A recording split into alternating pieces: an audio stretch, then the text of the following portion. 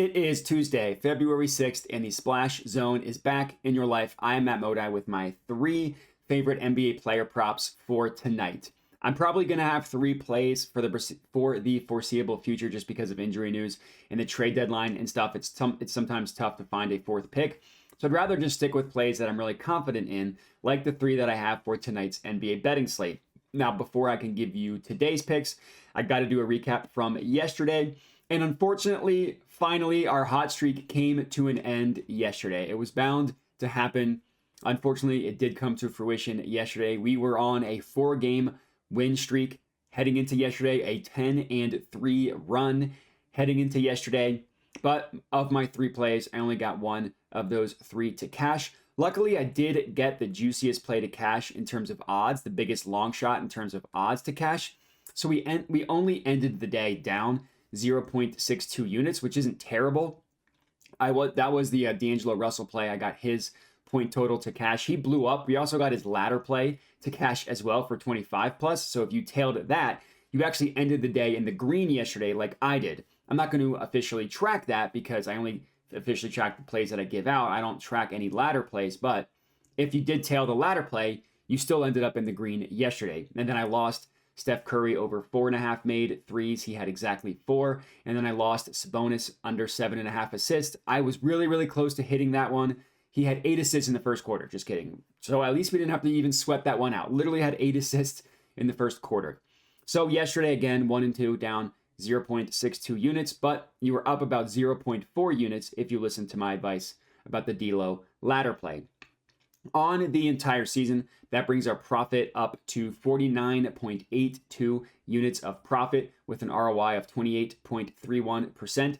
We would need to have about 100 days like we had yesterday in order to not be green on the year anymore. So we built up a ton of profit, but having a losing day sucks, and I don't want that to continue. Tonight, let's hope we have another good day tonight, back in our hot ways like we were before.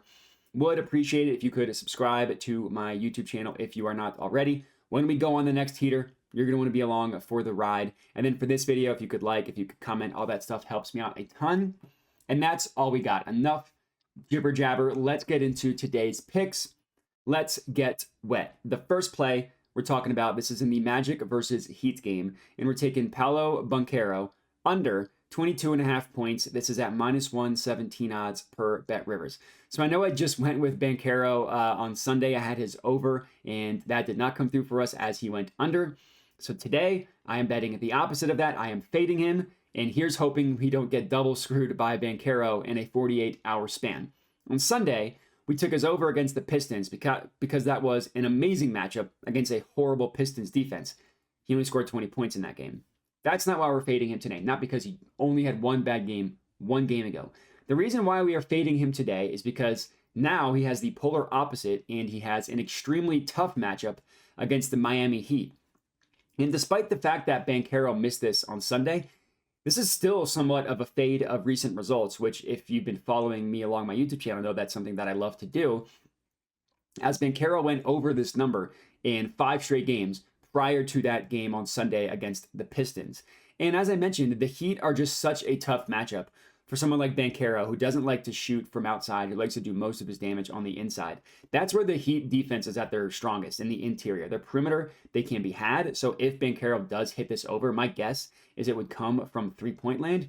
And I just don't think he's developed his jump shot enough for that to happen. Now, my source for this type of information, I use Courtside Pal, and according to Courtside Pal, the Heat give up the 9th fewest points per game to someone of Banchero's shooting profile. That's still a great matchup, but it gets better. The 2nd fewest points per game to someone of his scoring profile, and literally the fewest points per game to someone of Banchero's playmaking style.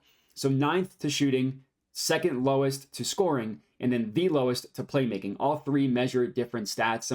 I don't want to explain it in every single video because someone commented and said it's not necessary, but what you need to know is that those are all 3 different stats, and they're all important to look at.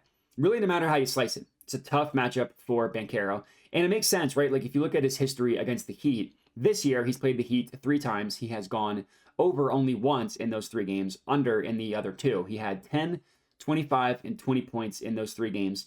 And then if you want to go back to last year, which I understand isn't perfect because he was a rookie, he went under in all 3 games last year as well. So I like this underplay for Banchero. Let's hope that we don't get double screwed by him in a 48-hour span and bet the opposite of what we were supposed to. But I don't think that's going to be the case. I really like this one. Next up, in the Rockets versus Pacers game, I'm taking Jaylen Green over 21.5 points plus 100 odds at ESPN Bet. Now we're getting to some overs, and I got to say, this is my favorite play on the board. Moving forward, I'm going to start telling you which play is my actual favorite. Obviously, I like all 3, and I'm tracking all 3, but this one is my absolute favorite play of the day by far. I'm pumping Jaylen Green up to both 25 and 30 points as well. You just got to scale your unit size down as you go. So for reference, for me, I put a full unit on our official play at over 21.5 at plus 100. I put a half unit on 25 plus, and I put a quarter unit on 30 plus.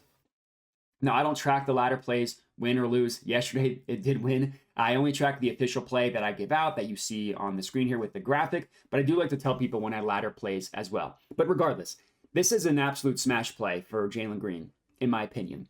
Now, you're probably wondering why the point total is so high in the first place, and the reason for that is because Fred VanVleet is going to be out tonight for the Rockets, and Jaylen Green has the highest usage rate increase on all of the Rockets roster when Fred VanVleet is off the court, with a 6.3% usage rate increase without Fred VanVleet. Again, that's the highest usage rate increase on the team without VanVleet, and without VanVleet, he would have the highest usage rate on the Rockets as well, with a usage rate of 33.78%. For reference, that usage rate of 33.78%, that would be the 3rd highest in the entire NBA, only behind Joel Embiid and Luka Doncic. That would be higher than SGA, higher than Giannis. So pretty high usage rate. Now, this year, Green has only played in 2 games without VanVleet, so we admittedly don't have a massive sample size. In those 2 games, he scored 26 in the first one against the Nuggets. Obviously, would have cashed both our official play and our 25 plus ladder play as well. But he went under in his second game. That was against the Celtics, a very tough matchup, and when he only scored 16 points. Overall, it has been a quiet past 2 games for Jaylen Green. He only scored 14 points and 8 points in his last 2 games, which means that we get to fade recent results, which is something that I absolutely love to do. Also, prior to this 2-game stretch, he had been playing really, really well. He had gone over in 4 of the previous 5 games, again, prior to this 2-game stretch. And in all 4 of those games he went over, he scored 29 or more points. He scored 29 points in 1 of the 4, and then all the other 3 that he went over, he would have scored 30 plus. So when he goes over, more often than not, he crushes the over, which is kind of part of the logic for the ladder play. Another part of the logic for the ladder play, and probably the second most important part, the first one being no Fred VanVleet, it's a great, juicy, whatever you want to call it, matchup against the Indiana Pacers. Even with Siakam, their defense really hasn't gotten dramatically better, really better at all.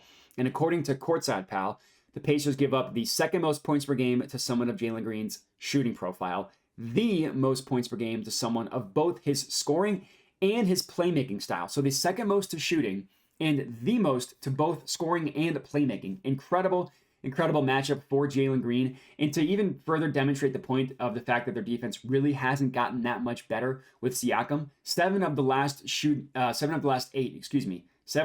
8 shooting guards against the Pacers have gone over their point total over under. That stat is per props.cash. Smash play.